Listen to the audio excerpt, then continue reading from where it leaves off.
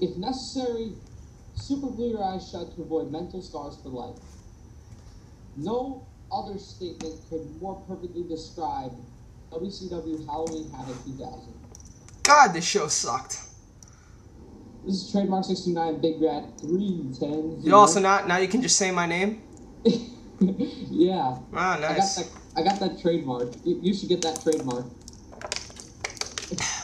Fine. This, ladies and gentlemen, because, you know, I'm putting this on the Revolution channel, because I'm not selfish like that guy. Yeah. This is by far the worst show I've ever seen. Now, we have not seen Heroes of Wrestling yet. That's coming.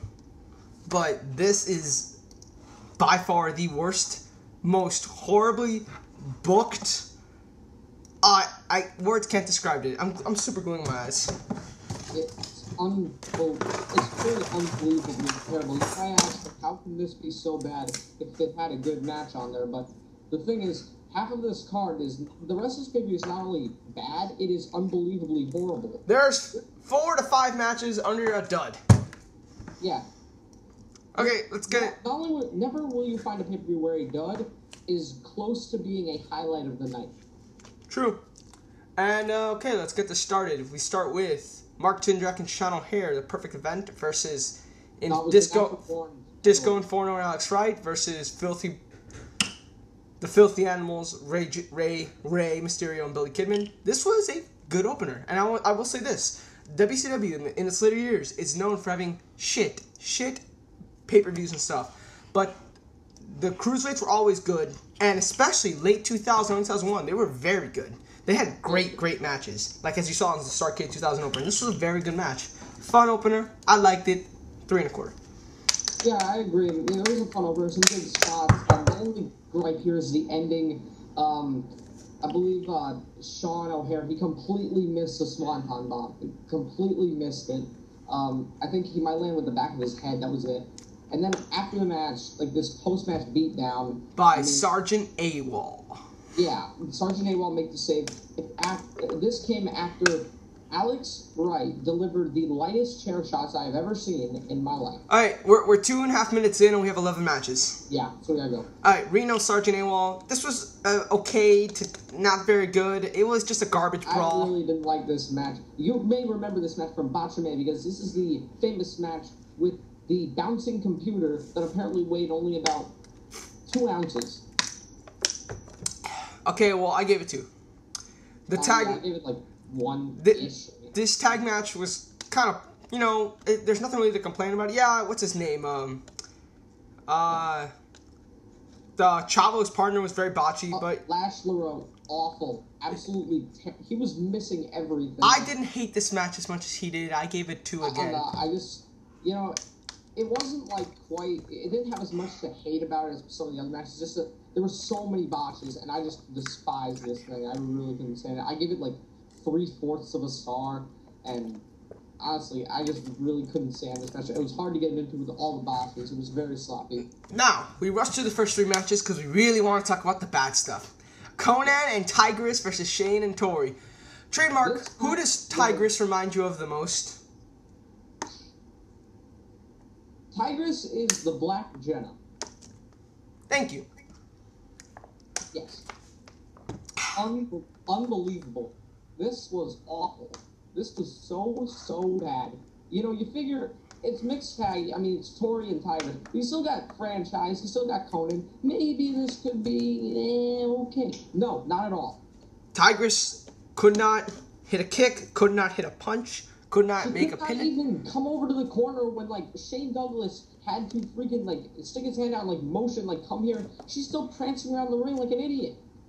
And she was horrible. And the baseball side spot, oh my god. Tygress, Konnan hit Douglas, Tygress completely missed. And, hey, let's not give Tygress all the blame. Torrie wasn't very good either. Torrie was awful. The only reason I think we're not crapping on Torrie as much is because she looked like freaking, Awesome Kong. What's her name? Alundra, no, not Alundra, Leilani Kai compared to, this girl. I mean, seriously. Oh my god. We detested this match. I gave it -2.5. I gave this -3. Now, here's the match that I think is the only match on the card I hated more than he did. Buff Bagwell versus David Flair. I detested this match with every fiber of my being. It's a DNA match. Basically a first blood match, then you collect the person's DNA. Yeah, David Flair's girlfriend Stacey Keebler had a baby, and Buff Bagwell was suspected to be a father. Let me say this. Why would Buff Bagwell agree to this match? Why would he want David Flair's DNA? He has nothing to gain. Nothing. He's the babyface. Nothing to gain at all. And second, DNA is not only found in the blood.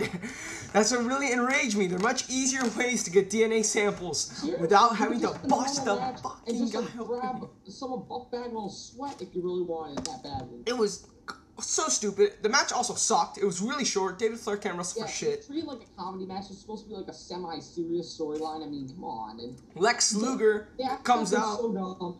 Oh, Buff Bagwell wins, and then Lex Luger attacks David Flair, and then Buff Bagwell, he attacks Buff Bagwell, and David Flair gets the DNA anyways. Yeah, exactly. So what was the point? Negative. I gave it like -2.5 again. I give this like -1, -2. And keep on. Ernest Miller, Mike Sanders. Yeah, this was one of the worst matches I've ever seen in my life. And I mean, wow, this was absolutely awful. Kickboxing and professional wrestling. UFC, MMA is one thing. Boxing is another. Kickboxing.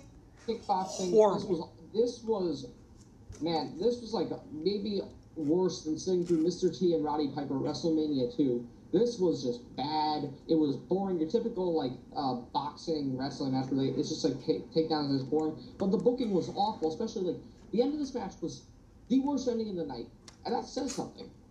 It says a lot. I hated. Yeah. I detested this ending with every fiber of my being. Basically, this is my favorite part. Ernest Miller's down. Referee's kind. Referee gets to 9, and Ernest Miller like kicks out. He puts his shoulder up. He doesn't get up, and the referee stops counting. Yeah, I didn't even notice that. I thought he was just down, and the referee just decided, I'm not going to count to 10. Then after the match is over, the final round has expired, he counts out Ernest Miller because he's fighting outside the ring with Franchise. And there's 2 problems with this. One, the match is fucking over. Second, if he is going to start counting, shouldn't he also be counting Mike Sanders, who was on his back in the ring, not on his feet? I mean, he won by countout in a kickboxing match. Yes. -4.5. I went -4, but I detested this. I was this close to giving it -5. Mike Awesome and Vampiro. This was awful. Vampiro sucks. Vampiro was botching everything. Mike Awesome is. He almost killed Mike Awesome. Mike Awesome is lucky to escape that match without a broken. But I will admit, I give it 1/4 star. And not a dud, because that ending, the awesome bomb from the top rope, cool.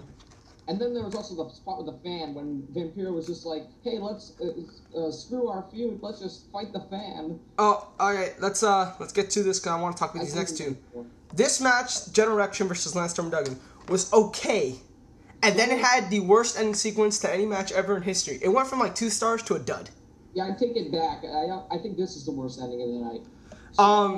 Because it was okay, and then, oh my god, one member of Lance Storm Duggan's team was going to hand him a 2x4. Yeah, it was Illich Skipper. Illich Skipper came and then, their valet, I forget her name.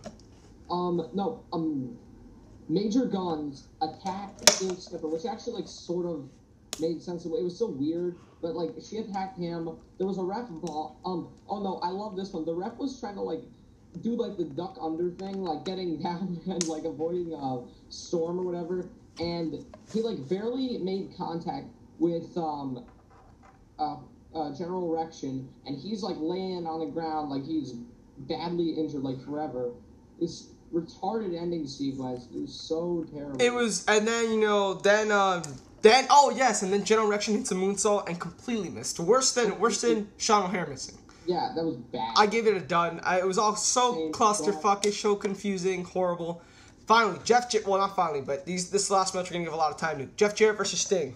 This was, alright, there's 5 Stings. Each one was, there were 5 fake Stings. Someone came out dressed as a fake Sting each from a different time of Sting's past. We had Sting in the original Sting, him in the pink, NWO Red Sting. Here's the best part. Sting attacked each one. Scorpion Deathstrap on the ramp. Jeff Jarrett did not help the sting, the fake stings, until the third. Interference supposed to get a numbers advantage. That doesn't work when Jeff Jarrett is just sitting there. You got a minute. The fourth sting comes out through the ring. Sting does nothing to him, just throws him on the top rope. He destroys the fifth sting, and then the fourth sting hits him with a guitar, and Jarrett wins. Oh no, I forgot. Sting no-sold the guitar shot from the fake sting, but when Jarrett hits him, he's dead. I gave this negative 1.5. 1.5. Now, Booker T. Scott Steiner was like the second best match of the night, in my opinion. I thought it was an okay title match. It ended in DQ. It ended in DQ when Steiner hit him with a chair shot during the match. So many things go, and he couldn't let the pipe shot. Yo, we got 20 seconds. And the main event was 3 minutes long. Goldberg just buried Chronic. Buried Chronic. Killed. I hate Chronic, so I love this. But it was a horrible main event. I gave it like a 1.5 stars. Yeah, I gave it a star. Come on, 3-minute main event. That's a rip-off. It was also 3-minute main. 0. 0 out of 10. Worst show of all time. We're out. Peace out.